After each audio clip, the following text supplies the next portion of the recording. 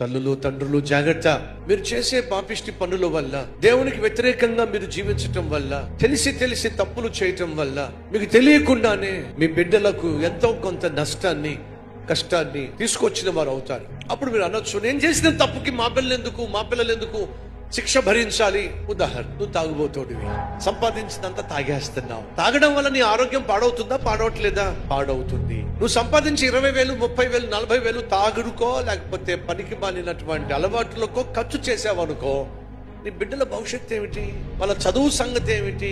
నీ భార్య సంగతి ఏమిటి? నువ్వు తాగుబోతోడుగా, నువ్వు బాగా తాగి పిచ్చి వేషాలు వేసి తందనాలు ఆడి ఎక్కడెక్కడికో తిరిగి బిడ్డలను పట్టించుకోకపోతే వాళ్ళ ఆరోగ్యం పడవట్లా? వాళ్ళ చదువుకు కావాల్సిన ఫీజు కట్టకపోతే వాళ్ళు చదువు లేకుండా ఇంట్లో కూర్చోట్లా? తాగుబోతు కాబట్టి ఇప్పుడు నీ బిడ్డలు చదువుకోకుండా పోయారు.